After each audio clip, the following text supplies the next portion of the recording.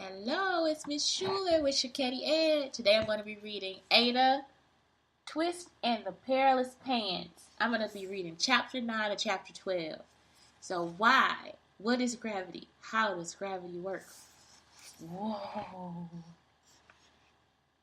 Okay. Ada didn't mean to upset Rosie. How could she explain? She thought for a moment. She tried a new approach. What happened when Uncle Fred let go of Uncle Ned's rope? Asked Ada. He floated away, said Iggy. Okay, but exactly, how did he do it? Asked Ada. Did he pop straight up? Did he hover over the ground? Did he bob up and down like a fishing float? Did he blow away in a straight line? Did he zig? Did he zag? I don't know, said Rosie. She was more upset than ever. Ada gave her friend a hug and smiled. Just tell me what you saw, said Ada kindly. Exactly what did you observe? If we think like scientists, we'll figure out which way he went. Then we'll find Uncle Ned and rescue him. We won't give up. Rosie said, Iggy, you always tell us not to give up, remember? Rosie smiled and took a deep breath to calm herself. Stop and think, she said. It was the advice that Aunt Rose often gave her. It helped her focus when she had a problem to solve. Okay, said Rosie. The first thing that happened was Uncle Fred let go of the rope. Then Uncle Ned popped straight up into the air, said Iggy. How far? Asked Ada. Twice as high as our roof, said Rosie. Then he stopped. Yay, said Ada. That's good news. Uncle Ned didn't think so, said Iggy. It's great news, said Ada. I'll show you. Ada sketched another picture, and it showed Uncle Ned in the air with lots of arrows going this way and around him. Each arrow shows a force, said Ada. A force is how energy acts on an object. Forces can come from all directions. And look at this. Look at the picture. Look at how the forces move in all directions. For example, Uncle Ned is the object and the forces are the air pushing down on him from above and gravity pulling him toward the center of the earth. But the air that he's floating on is a force pushing up, said Iggy. It's like a boat on water. Yes, said Ada. Those arrows pointing up show buoyancy, and there's the lift and the lift of the helium as it rises. As it tries to rise above the heavier air, said Rosie. So the pants won't go up, up, up, said Ada, but the other forces keep him down. We will find Uncle Ned where the forces balance right now. Where the forces balance. Right now, that's twice as high as Rosie's roof. That's a long way from space, said Rosie. She sounded calmer. It sure is, said Ada. Okay, said Iggy, what about the wind? It's a force pushing him from the side. If Uncle Ned is going with the wind, said Ada, let's follow the wind. Look at that. So now I'm on Chapter 10. Chapter 10. Things to do today. It says, find out what is air currents, warm air, cloud, what is airflow in the earth. Chapter 10. Ada scraped a small handful of fine dust from the ground. She held out her hand and dumped the dust. The heavy bits fell straight down, but the finest dust blew toward Blue River Creek. Ada took her compass from her pocket. She always has one handy. The compass needle pointed north. The friends ran north with any luck. Uncle Ned's rope was snagged on one of the tall trees that lined the river. Then they could figure out how to get him down. The questionnaires ran past the school and the library. They were passing the city hall when Ada screeched to a stop. Whoa! Iggy and Rosie crashed into Ada. The three friends tumbled into a heap. Ouch, said Rosie. Why did you stop? Asked Iggy. Look at the weather vane, said Ada. Rosie and Iggy looked at the copper weather vane at the top of the city hall. The arrow pointed toward the river. We're going that way. We're going that way, said Rosie. That's the problem, said Ada.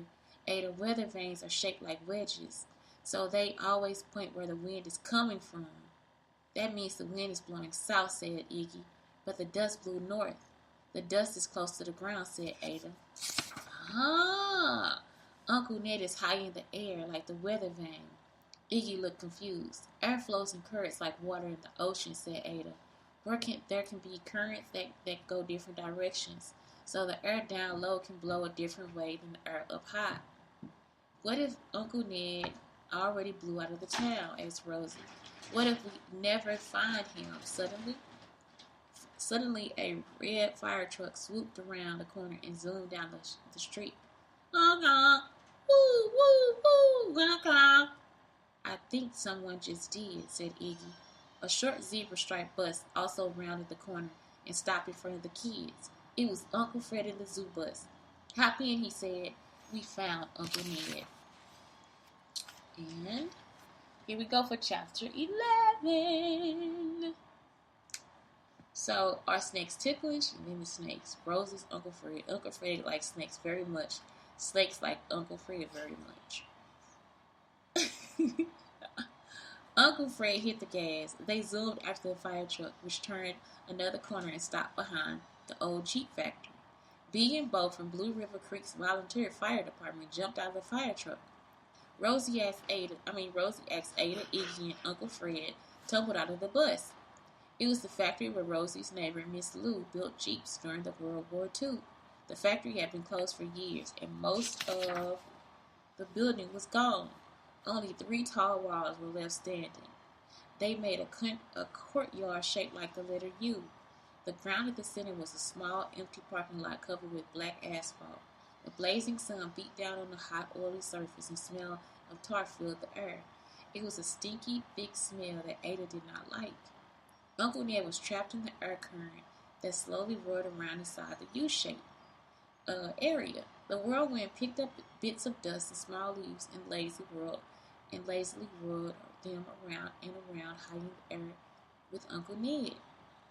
It's like a river, said Iggy, where the water gets stuck by rocks and swirls around and round. I think they call that an eddy, said Rosie. But how long can a whirlwind stay that way? Bay and Bo stretched out the fire truck's ladder. Rosie knew Bay and Bo because they were also the recyclers in the Blue River Creek. They often left her boxes of recycled materials for her inventions.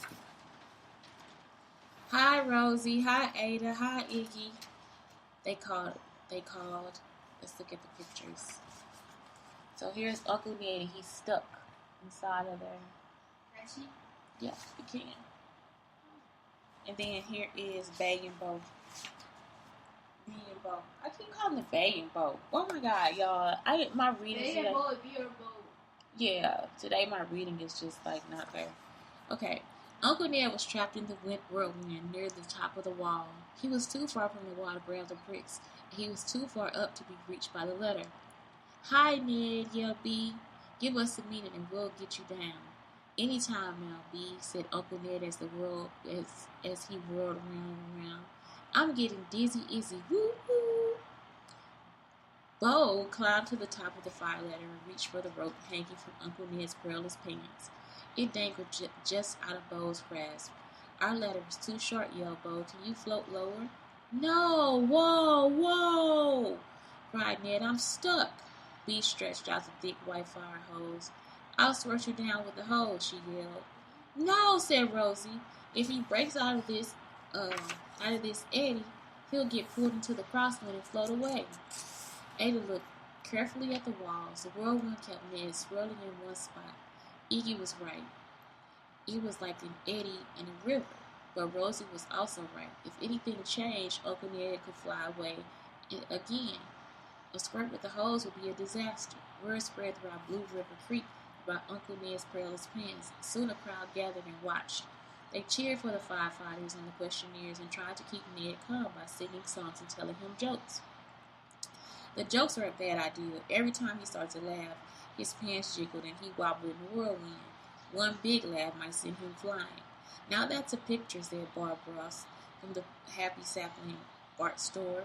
She pulled out a sketch pad and started to draw. Does he have a permit for that? Asked the mayor. What if we train an eagle to pop those perilous pants? Someone asked Uncle Fred, see? The crowd liked that idea that clapped. they clapped. The crowd liked their idea and clapped. Unfortunately, the eagle was still at the zoo. Meanwhile, 3 monkeys, 4 lemurs, and an ostrich ran in and out of the growing crowd while Uncle Fred tried to catch them. A reporter from the Blue River Reader interviewed Uncle Ned and snapped some photos for the evening edition. It was very exciting, but as everyone focused on Ned and his perilous pants, Ada Twist stood to the side, tapping her chin. She was thinking. Her mind was swirling with questions. Uncle Ned floated at exactly that height because of all the forces pulling him down and pushing him up. Could they change the forces to make Uncle Ned float lower so the firefighters could grab him? Could they weigh Uncle Ned down? Could the monkeys help? Could they really train an eagle to pop the pans? Would that make Uncle Ned zoom through the sky like a balloon losing its air? What if Uncle Ned hit something? Would he bounce? The sun beat down on Ada, and the stink of the asphalt rose up from the parking lot. It was a toe-curling, stinky smell that made Ada feel a little woozy. She shook her head to think. She tapped her chin again and scribbled notes. The hum of the crowd faded. There were so many questions to answer, so much to figure out. To Ada, the whole world felt like a big cartoon bubble filled with question marks.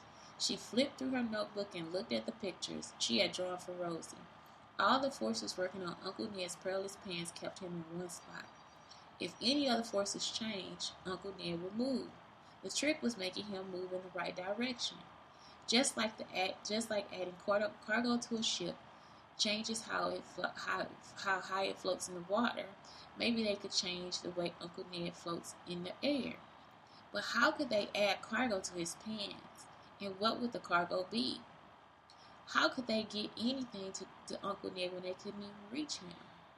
Suddenly, Ada had an idea. She popped out of her thought bubble and looked around. Rosie and Iggy were smiling at her.